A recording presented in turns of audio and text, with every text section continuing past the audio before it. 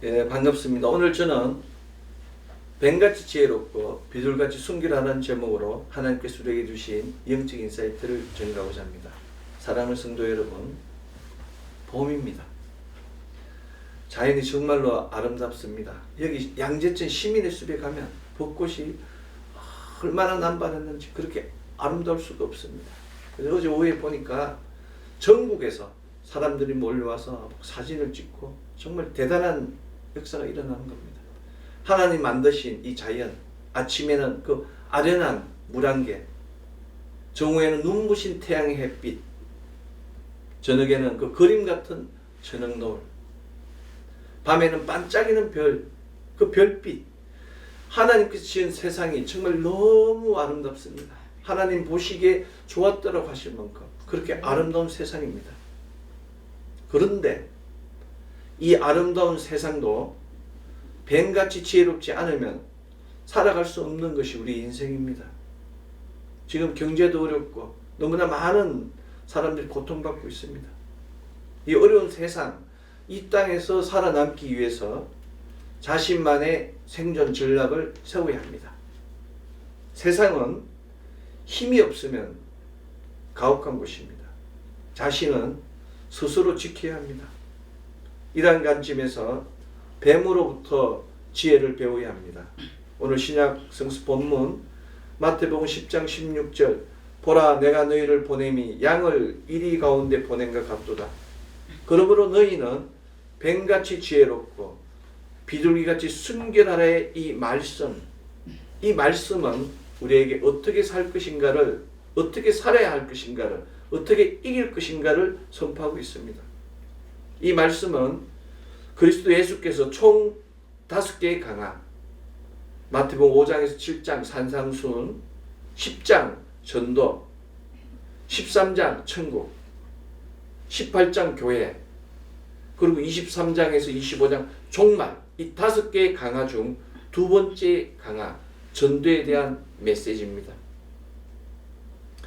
전도에 대한 메시지는 뱀의 지혜로 전도하라고, 뱀의 지혜로 복음을 전하라고 그리스도 예수께서 말씀하셨습니다. 뱀은 도망갈 때도 공격할 때도 소리 없이 자신의 목적을 적극적으로 달성합니다. 여러분 주의를 보십시오.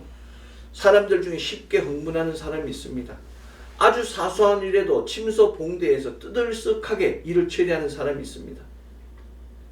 인생 살아가기 힘든 사람입니다. 관계가 깨질 수밖에 없어요.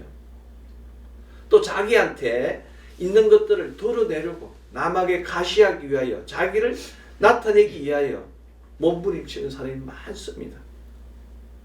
그러나 이러한 사람들 중 대부분은 반드시 재난을 당하게 되고 반드시 실패를 만나게 됩니다.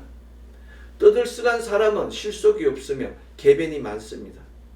사람과 사람 사이에 불협화음을 내지 말아야 됩니다. 원만한 인간관계, 무난한 대인관계가 곧 성공의 지름길임을 명심하고 뱀과 같이 조용히 일을 행해야 됩니다. 여러분, 우리가 소재를 드릴 때 고운 가루가 돼야 됩니다. 고운 가루가 될 때 비로소 기름이 적절하게 침습할 수 있는 겁니다. 고운 가루 되지 않는 사람들이 떠들썩하고 고운 가루 되지 못한 사람들이 자기를 나타내려고 하고 남을 헤아리려고 하는 것입니다. 뱀은 우리에게 그 고운 가루가 되는 방법을 보여주고 있는 것입니다. 뱀은 또한 뼈가 있으나 뼈가 없는 것처럼 행동합니다. 뱀을 보십시오. 쉽게 사람 눈에 모습을 나타내지도 않고 묵묵히 자기 할 일을 합니다. 뱀은 보호색을 가지고 있어요. 자기 속을 드러내지 않는 그 지혜를 가지고 있다는 의미입니다. 뱀은 아주 주위 환경에 적응이 뛰어납니다. 어느 자리에 가든지 어느 문화권에 가든지 잘 뱀처럼 적응하고 옵티마이징 해야 하는 것이 바로 하나님의 자녀된 자의 의무입니다. 뱀을 보십시오. 색깔이 얼마나 아름답습니까? 또 얼마나 부드럽습니까? 즉 뱀은 자기 관리가 뛰어납니다. 언행 심사가 아름답고 외모가 깨끗하고 복장이 단정하면 일단 인간관계에서 후한 점수를 받고 출발할 수 있습니다. 지금 이 시대를 보십시오. 지금 이 시대는 이미지 메이킹 시대입니다. 그래서 많은 사람들이 옷, 말투, 표정, 그 모든 것들을 연습하고 배우는 것이 지금 이 시대입니다. 뱀으로부터 자기 관리를 배워야 되는 것입니다. 뱀은 또한 성산 없는 게임을 하지 않습니다. 즉 무모한 것에 도전하지 않습니다. 자신의 능력을 알고 가욕을 부리지 않아야 합니다. 분수를 지키는 것이 수성의 근본이며 성장의 반석입니다. 뱀처럼 무모한 것에 덤비지 말아야 되는 겁니다. 자기 분수에 맞게 움직일 때 내일을 예약할 수 있는 것입니다. 뱀은 또한 자기의 잘못된 것, 더러운 것이 있으면 다 벗어버립니다. 뱀의 고유한 특성이 허물을 벗는 것입니다. 뱀은 알에서 깨어난 후 죽을 때까지 보통 1년에 한 번씩 허물을 벗는 겁니다. 추나추등 지나면 허물을 벗어요. 새로운 모습으로 나아가는 겁니다. 이것은 과거와의 단절과 미래를 향한 변화, 개혁, 정화입니다. 만약 뱀이 적절한 영양 상태를 맞추지 못해 허물을 벗지 못하면 몸이 딱딱하게 변하게 됩니다. 몸이 딱딱하게 변하게 되면 죽을 수밖에 없는 것입니다. 고사하는 것입니다. 우리 역시 죽을 때까지 우리의 허물을 주님 앞에 벗어서 내려놓아야 됩니다. 매일 아침 저녁으로 내려놓아야 됩니다.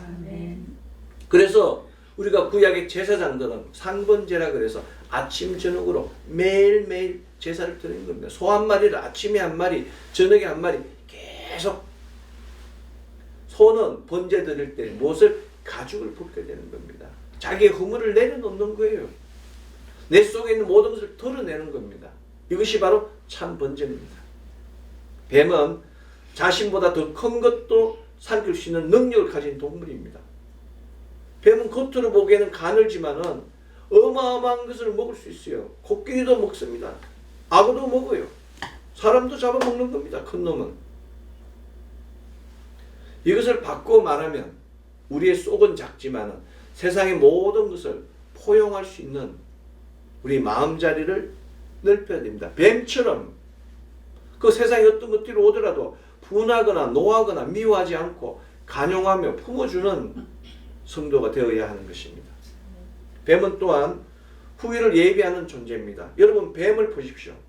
뱀은 겨울이 오기 전에 고단백질 음식을 많이 먹습니다.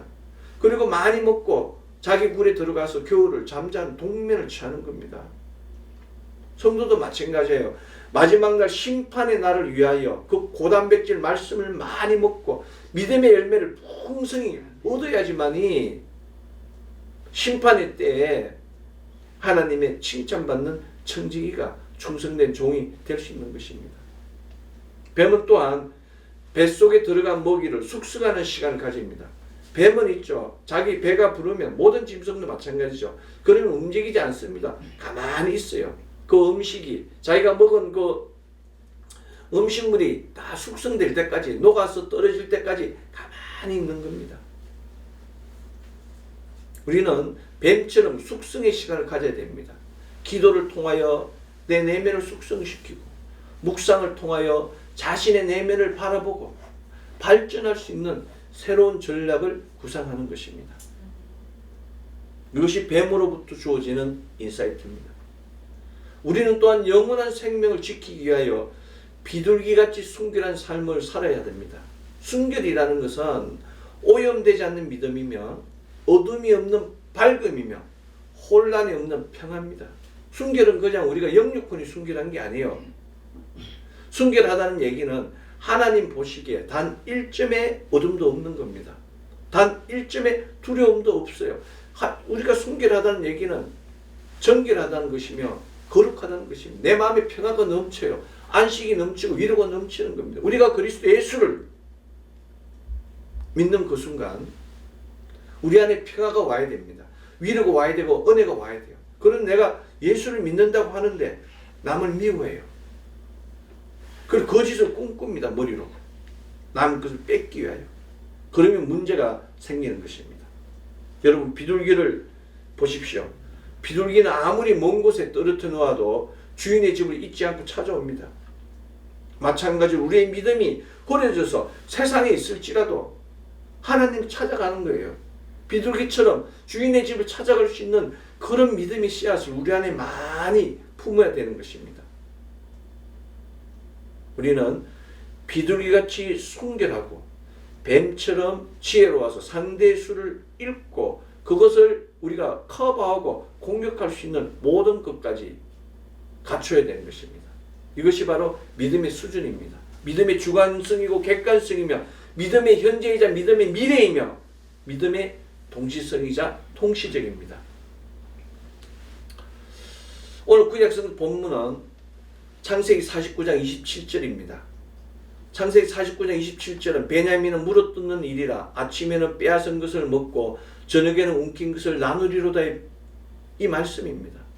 야곱의 막내 아들 요셉의 친동생 베냐민을 야곱은 물어뜯는 일이라고 지칭하였습니다.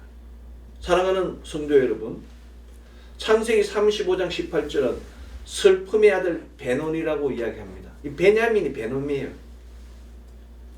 12번째 막내 아들 베논이를 야곱은 베냐민이라고 불렀습니다. 사랑하는 성도 여러분, 요셉의 형들이 애굽에 요셉이 총무되었을 때 식물을 얻으러 오지 않았습니까? 두 번째 올 때 요셉의 형들이 베냐민을 데리고 온 겁니다. 요셉이 그 동생 베냐민을 보고 마음이 타는 듯해서 방에 들어와서 울고 씻고 나와서 다른 형제보다 5배나 많은 식물을 주었다고 창세기 43장 34절에 증거하고 있습니다. 5배나 많은 식물을 받은 베냐민, 그 베냐민에도 불구하고 야곱은 베냐민을 물어뜯는 일이가 될 것이라고 예언하였습니다. 물어뜯는다는 얘기는 뭡니까? 세상을 향하여 담대하게 나아가는 겁니다. 뱀같이 지혜롭게 나아가서 자기가 원하는 것을 취하는 겁니다. 여러분, 베냐민 지파, 베냐민 축복이겠습니까? 저주겠습니까?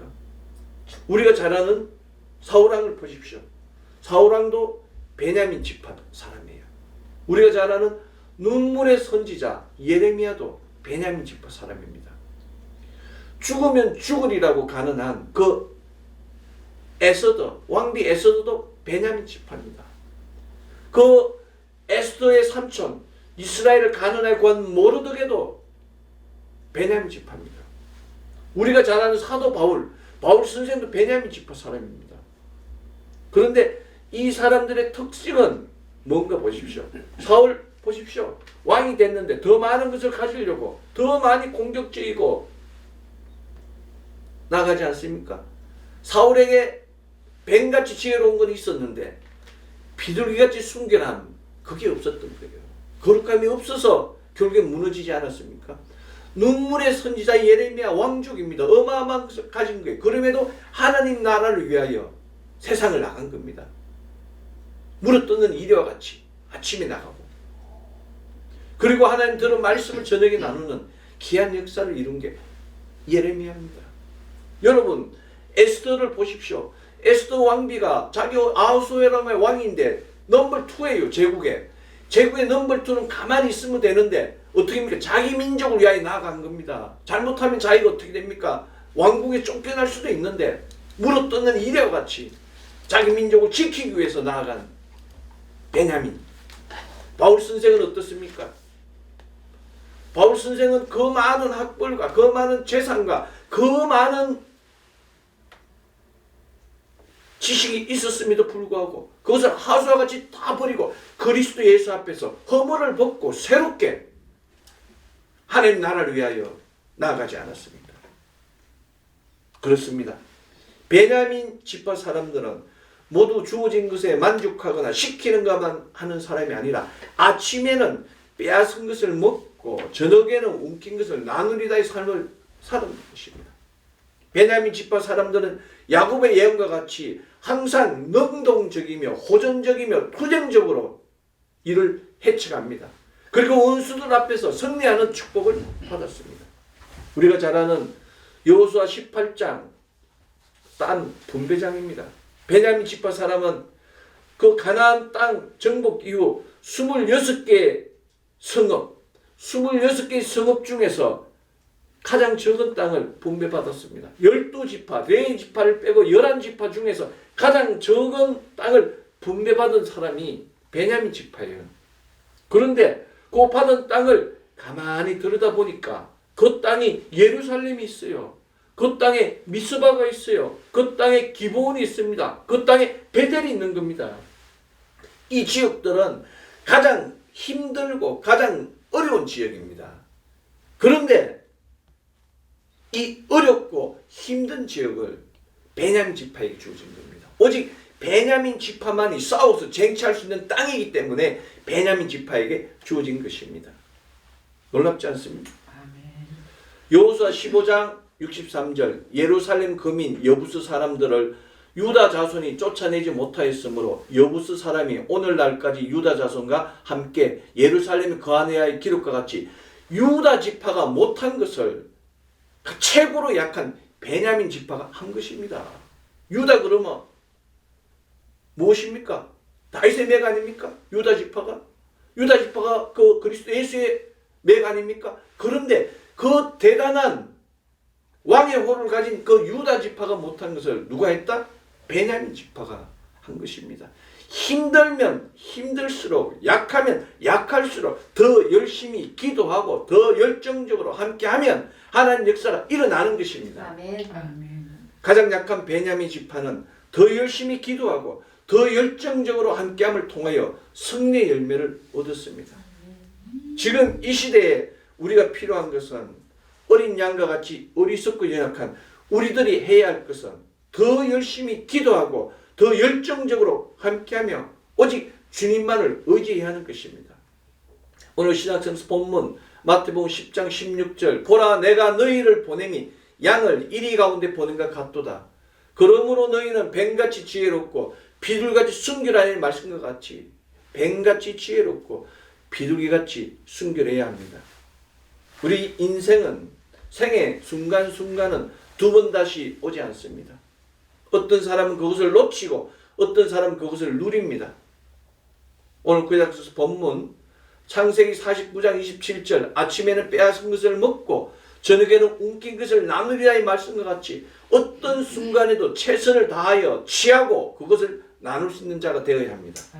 뱀같이 지혜롭고 비둘같이 순결한 역사가 순간순간 최선을 다하고 그것을 취하고 누리는 역사를 위하여 성령님과 동행하여야 됩니다. 성령 안에서 오직 심령으로 새롭게 되면 새 사람 있게 되면 지혜의 은혜, 지식의 은사가 넘치게 되어 뱀같이 지혜롭고 비둘기같이 순결하게 됩니다. 우리 안에 계시는 성령님, 그 성령님의 인도함을 받으십시오. 우리 안에 계시는 성령님, 그 성령님께 집중하십시오. 성령님 환영합니다. 성령님 인정합니다. 성령님 모십니다. 성령님 의지합니다. 한인 모의 고백을 통하여 성령님 만나십시오. 귀한 역사가 넘치게 될 것입니다. 아멘.